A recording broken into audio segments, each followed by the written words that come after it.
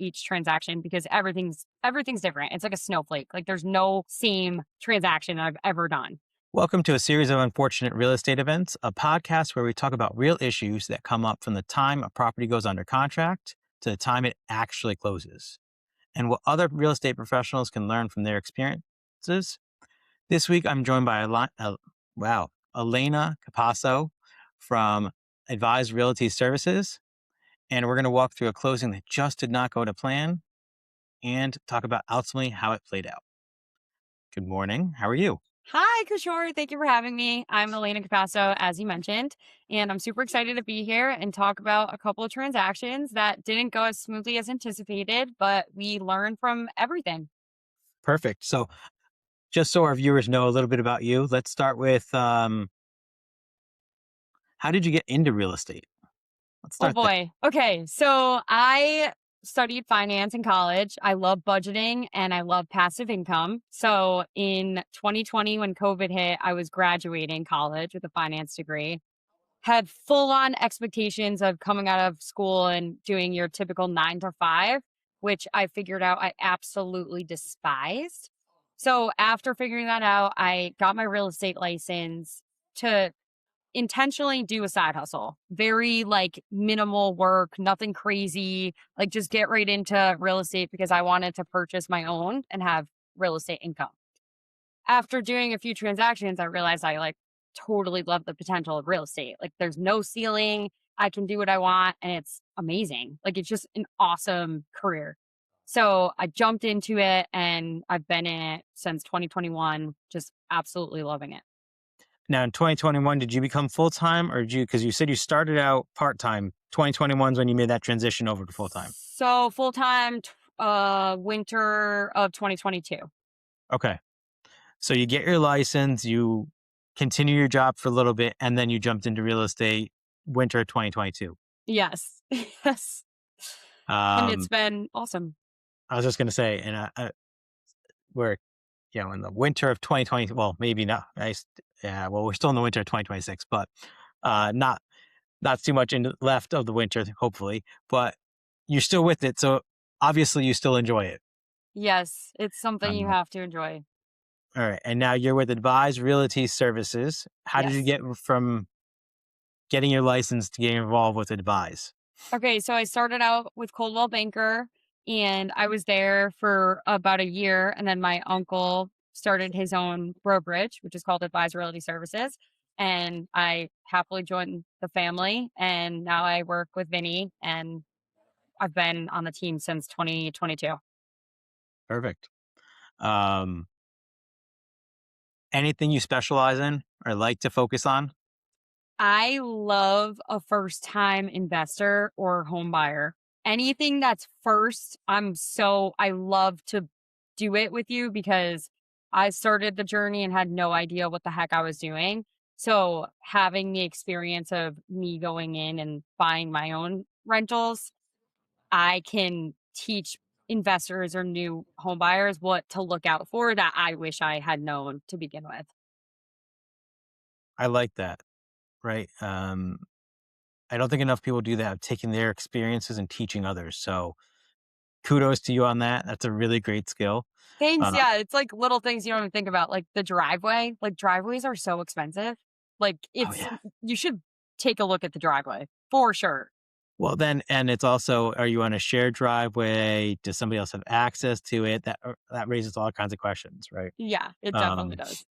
we've got the extension of not a driveway, but we are on a private road. So now I own part of that road, and I know didn't think about this, but like silly little things, it's like the snow. Who's going to be responsible Plowing. for moving that? Uh, I'm in Cheshire, and the town does our garbage, but they won't come down our private road.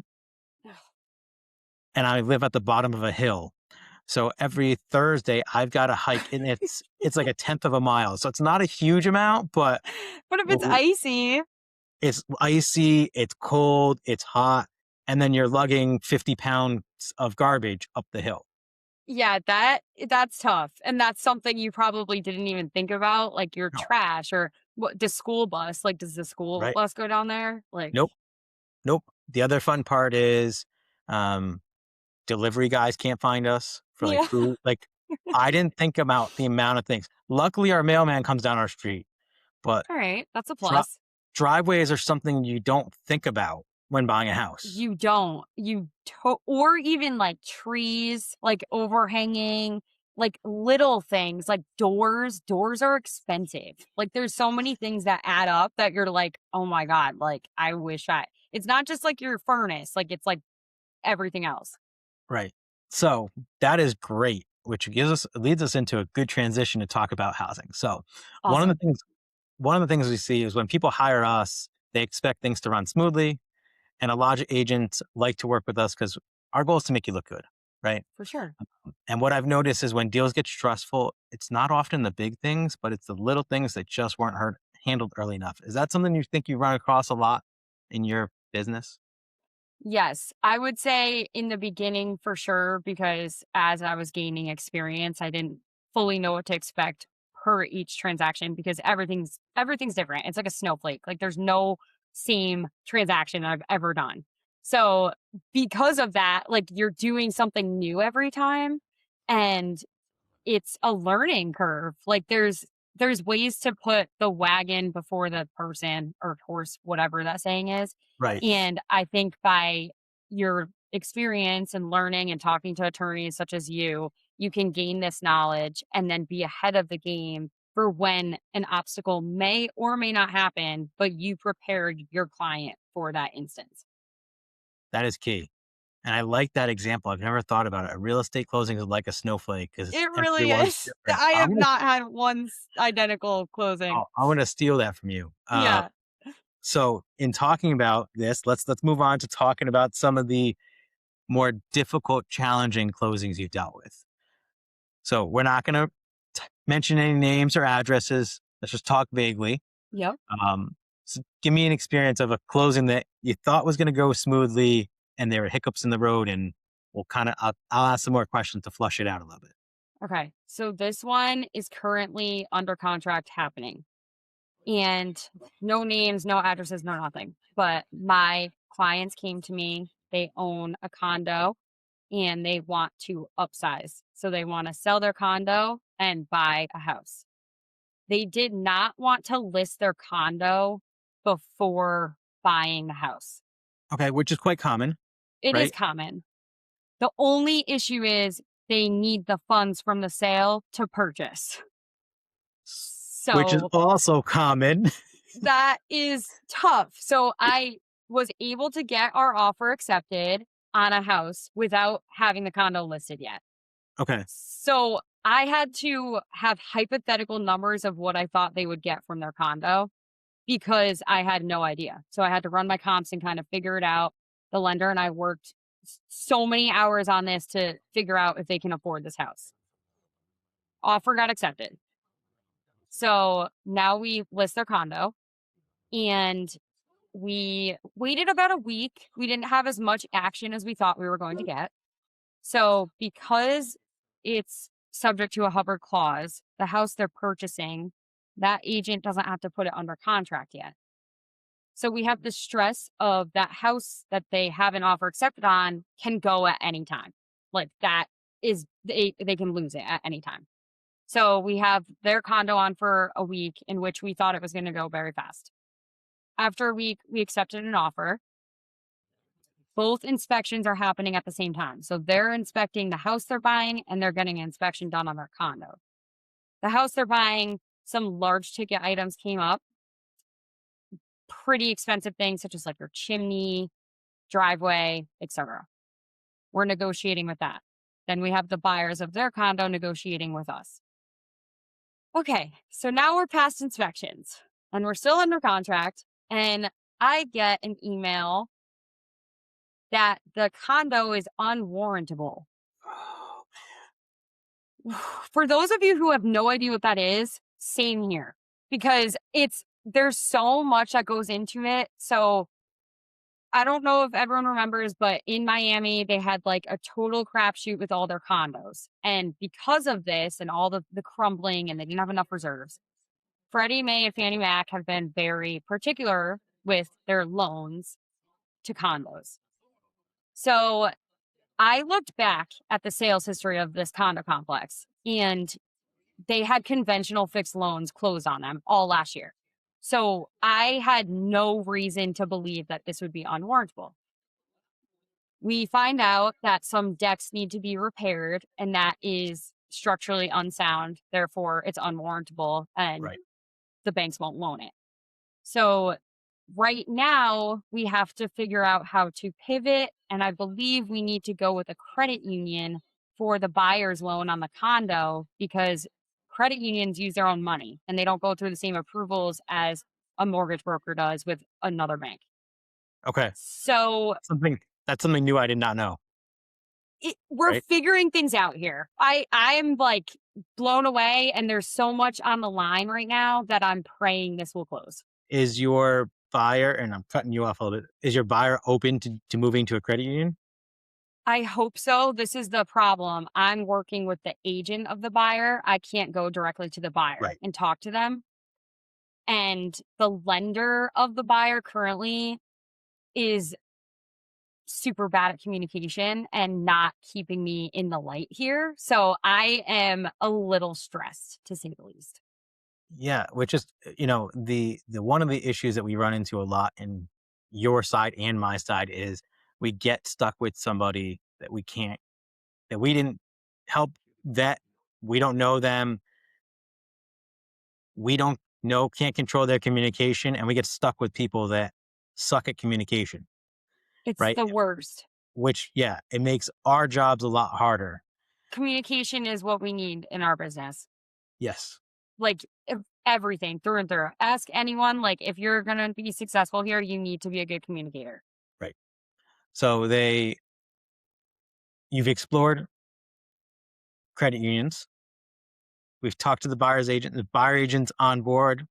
Is the Do they have a recommendation for a credit union? Are they The kind of buyer's shopping? agent is also not super responsive, but is trusting the current lender to figure something out. Okay. So we have about a week to see if this can work out. Maybe it can go FHA loan, but I don't think it will because it's the same thing. Yep. It's a government loan. So they need to go credit union route. So we need to get on it. Yeah. But unfortunately, it's not my client. Right. Now, so the could fall apart because of this issue, Yep. right? How are you guiding your client? Right. What are you preparing them? Because I'm assuming they're just as stressed as you are right now. For sure. So to start, I told them about this issue and they're as confused as I was. Like, it was a very unexpected obstacle that we are currently dealing with. So I have a call scheduled with them later today with our lender, and he is going to describe it word for word what's going on because he knows it through and through. I'm going to be there kind of as an advisor on the other end. If this were to not work out, I need to tell them their options. Like, we either have to relist it and we can only accept cash offers.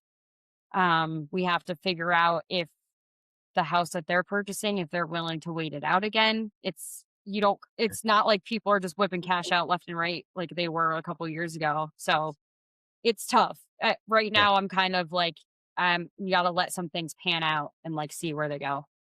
Well, this is the struggle with condos, right? Because now it's the part that most buyers don't understand, and maybe some agents don't understand, is that you're not just buying into the property. Now you're also buying into all of the different units.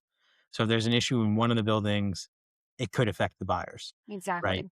The bank's now not just checking your financial history, they're also checking the financial history of the condo, Yes. right? Same thing with insurance. So it adds another layer. And I think a lot of people think there's the perfect starter home because somebody's maintaining the outside, somebody's doing this and that, but there is a lot more that go into condos.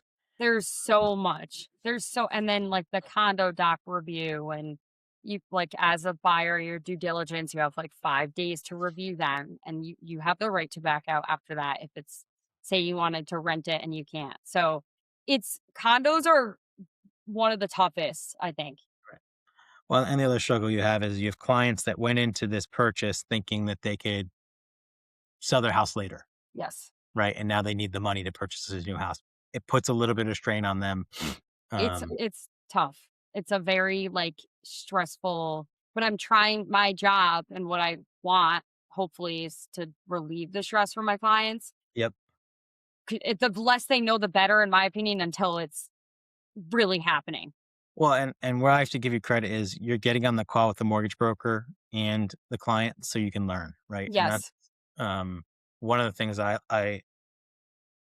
respect a lot about you is it's not just a transaction. You're actually every step of the way you're trying to learn something new, right? for sure. Because like you said earlier, you want to be able to teach your clients, so you need to learn it so next time you can prepare them. Yeah, exactly. Perfect. So we won't know the outcome just yet. We Uh, won't.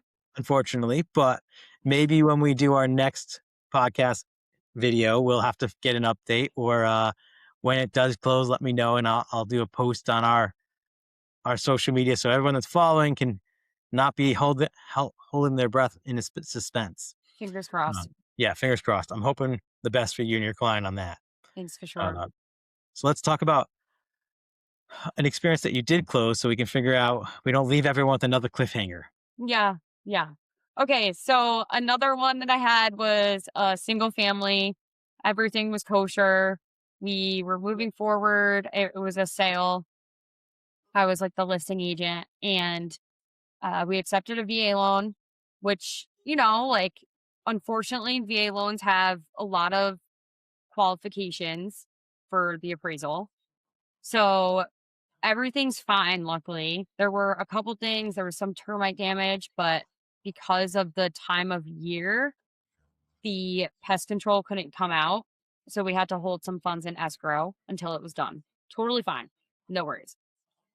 As the title search came in, we noticed there was a permit that hadn't been closed. So that's another thing that I think I run into a lot. And I need to remember to remind my sellers of these things, which they sometimes don't even know. A lot of times they don't because what happens is contractors they'll have a contractor pull the permit and no one will do anything with it. No one does anything. Right. So the attorney put it on the radar and my client didn't even know. Like, it was like a generator, a whole house generator. He pulled the permit to do the work and he never closed it out. Oh man, that's the worst. And then it was like a long weekend where like the town was closed. So like it just took extra time. Thankfully we were able to close it out. But I think for future reference, like whenever I'm meeting with a new seller, like, hey, have you done anything that you pulled permits for? Do you know if they were closed out? And ahead of time, just calling the town and seeing if there's any open permits. Yeah, and I think the part with open permits is that it's tough is what and what people don't realize is it's not just the permits that were there while you own the house, right? Yes. So it could be permits from a previous owner, which then becomes the challenge of you get a contractor that was hired by Joe Schmo who owned the house before me. They don't want to talk to me. Why would Okay. then? It's a And waste of their time. depending on the level of work, like we've had issues where prior owner put a new roof on it. Well, the town wanted pictures every step of the way. And the roofer told me to go pound sand because I'm not their client, not representing their client. So what do you do? I mean, luckily the town worked it out, right? The Yeah. town's like, I don't know what the town did. I called the town. I said, listen, the contractor's not giving me anything. And either they knew the contractor well enough or they just gave us the rubber stamp. But they said, they've worked with this contractor before. They knew he does good work and they pushed it through. Probably shouldn't have, but they helped us out. But permits cause all kinds of issues. Um, both ways, right? Permits not being pulled and work being done and permits Exactly. um, Exactly. that work has been done. Yes. And what people don't realize is if you have an open permit and the town decides they want to put pressure on you and you purchase the property, you have to bring it up to current code, Yes. right? So if that generator was installed 8 years ago, right, with a permit, the town could make them bring it to current building code, even if it was installed properly then. I know. Which is such a bummer because it wasn't closed out. But Right. that's why it's just important. Or like a lot of the times in the MLS, I'll see like public records say 3 bedroom, but it's a 2. But so, okay, like, so you did work down the road. but there's no data showing that it's now a two-bedroom. So it's Or better, the worst is the other way around, whereas it yes. was a two-bedroom and now it's 3. Um, the there's 2 dilemmas there, right? One is if it's a property where they did work, well, now the town can say, "Hey, your taxes should have been X instead of Y," and try to get you to pay back taxes. Or, like, my house is technically a 3-bedroom, but they listed it as a 5 because I got 2 spare rooms Oh, ha because they're not legally sleeping spaces because there's no closet? no windows, There's no windows. right? So it's a room with 2 skylights. So you get light in, right? In theory, somebody could sleep there, but legally they're not allowed to call it a bedroom. Right. And the thought process is because if there's a fire blocking the doorway, there's no way out of that room. So I was gonna say, 'cause sure, for legal bedroom qualifications, it's like access to leave 2 ways in 2 and out of the ways. house. I don't actually think a closet is a requirement, All right, so you don't really right? need a closet. And then you need to have a closing door, Okay. right? So it has to have a door. So like, and so if a room has like another room adjoining to it, Yep, right? And you have to the only way to get access to that back room is going through the first room. It doesn't count as a bedroom, that makes sense. right? It all doesn't make sense. Yeah. But in dealing with permits, they are a nightmare. By state law, they close after 9 years automatically though. If it's Oh, a residential 1 to 2 family house. I didn't know that. Um, but you still get buyers that push back on it, right? They want to know that things are done to building code and with no issues. Which is fair. If I'm purchasing one of the largest assets I'll ever buy, I would like that as well. Right. Right. And the other part, and I don't know how true this is, but I've had somebody tell me that insurance companies can actually deny claims if electrical work is done and the fire is caused by an unpermitted electrical work. So that, God, the insurance companies, they suck. They really do. They're the worst. yeah. Yeah. When you need them, it becomes tough, but Yeah, I've heard such oh, that's another thing I ran into, like, not getting a roof like, they wouldn't insure the house because the roof was too old, and that's a big one. well, I just had an insurance agent tell me that was it an insurance agent? No, the mortgage broker that they went through the whole process. The mortgage got approved. The clients closed. And then they did the inspection a week after we closed, and the roof was not up to it was 15 years old, and they made them replace the roof, and the clients didn't have the money. What? So it put them in a really tough spot. Why did they do the inspection after? No, the insurance company's inspection. Why? Couldn't tell you. Wait, that's, like, the insurance issue that's their problem. Right. So the thing with inspections, though, the insurance company can't technically inspect the house until they own it. Oh, man. Right. And we're not talking about, I'm not talking about like a home inspection. I'm talking about the insurance company Yeah. saying, we're sending out our own person to verify what you're telling us about the property is true. Oh my god, that's awful. Yeah. So what'd they do? I never followed up. Oh, man, that's so um, bad, like, that's yeah. awful. Yeah. So there's a lot that goes into buying a house that I don't think people realize. Yeah, there Mm. are. It's there's a lot of different moving parts. It's actually like a miracle when things work out. Right. And uh, the point of me doing all this discussions with you guys is so that we all can learn because, like you said, no 2 closings are the same, but there are lessons that come out of every one, right? Yep, We don't have a wrap up to your first client just yet, but when you get done through that, you're going to have an experience and knowledge for your next client, right? agreed. You might have learned that you can ask a mortgage broker to find out if the property is warrantable before you list it, Yep, exactly. right? Um, with our second situation, you've learned to check permits, Yep, right? The one thing that I think with permits that people don't realize is that I don't get to see the property, right? As your attorney, I don't get to see the property. So I have to rely on the agents to tell me something here doesn't seem right, yep. right? I can only see so much from listing pictures and whatnot. I can't tell you if the kitchen is brand new or not from a picture, right? Or if the bathroom is recently done. So when you're working with an agent, and this is advice for a buyer, if there's things that you're concerned about that was newly installed, you need to let the agent know to let the attorney know, Yes. right? So that when we do our building permit search, we're not just looking at what's open, but what's missing. Yes. That's a great point. That really is. Um, And, it you is know, on the agents. or if there's a brand new deck, yeah, we see it on the field card that there was a deck, but I can't tell if the deck was expanded, right, from what was there before. But you, as an agent, can go and say, hey, this deck looks brand new, Yep, right? So it's a team effort there. it is. I think that's how we can be valuable to our clients is just like getting ahead and being on the ball. And like I said, like the more you go through things, the more you learn. And like it is important to be with someone who does have experience for that reason. Like there's so many things that go into this transaction. And it's good to have people on your side that like know what to do. Right.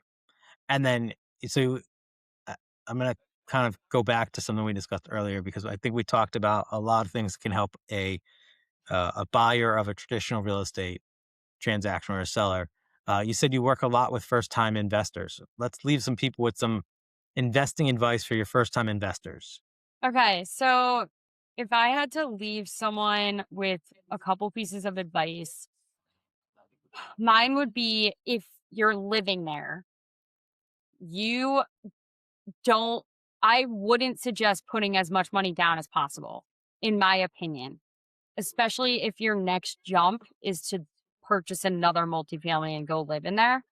Reason being is not only is it like a great idea to only put 5% down, but you have money in the bank if any emergencies happen at all, because they do. Like, as much as you can get an inspection and figure out like where the house is at that time, shit happens. It just does. Right. So having the cushion.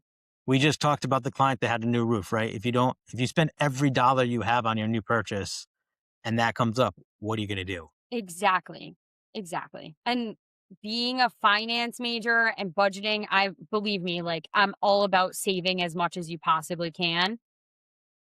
For some reason with real estate, paying down the mortgage faster versus having a cushion, it just makes more sense here. Like to have your cushion, put less down if you can, and then go to your next one. So as an investor, I think it's important to think about what does your next move look like? You do have to kind of be 2 steps ahead because if it's just your one and only, like do whatever you want.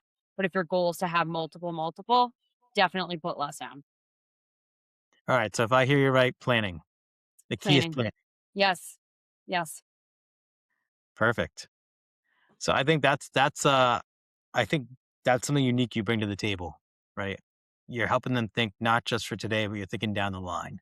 For sure. It's important. I know it's like hard because you don't know where you're going to be in a year, but you have to have some sort of idea. Yeah, but if you know where you want to be in a year, right? If you're buying your first house and you're buying a multifamily and you know that this isn't where you want to stay, but you want to get a better rate, right? You might buy this as a primary residence, Yes. live there for a year, and then decide to move in to the next place, right? And then do it all over again. Right. Especially if you're in your mid 20s, like grind it out for 5 years. You could have 5 properties. Right. It's so smart. Yeah, it's one thing I wish I could go back and redo, right? Is my Yeah. 20s to buy some real estate at a younger age and maybe not worry about the new car at first and think about the investments earlier. It's so true. It's like the hard part with real estate is it is long-term gratification. Like it's not instant. I'm going to tell you right now like we have a few units and like we are nowhere near rolling in dough yet, but I know down the road in like 20 years we will be. Perfect. Perfect. All right. So we've talked about a lot of great things today. Somebody that's watched this video wants to get in touch with you to buy their first home or buy their first investment. How should they get in touch with you? You can text me, call me, go to my Instagram. My number is 203-213-4484. Reach me anytime. And then my Instagram is Alaina, Alaina .realtor. Perfect. So I will also drop your information in the show notes so people can reach out to you. Thanks, And Kishore. thank you for joining us today and giving us some golden nuggets and teaching us um, a little bit about experiences you had and how you've recovered from them. If anybody wants to know what ends up happening with Elena's transaction that's unknown, by the time this video comes out, I'm sure that will be closed or have fallen apart. Hopefully, it's closed. Yeah, hopefully it's close. Um, and reach out to her on Instagram or send her a text, and you can find out um, more of what happened. Thank you so much. Thanks, You're Kishore. welcome. Have a great day.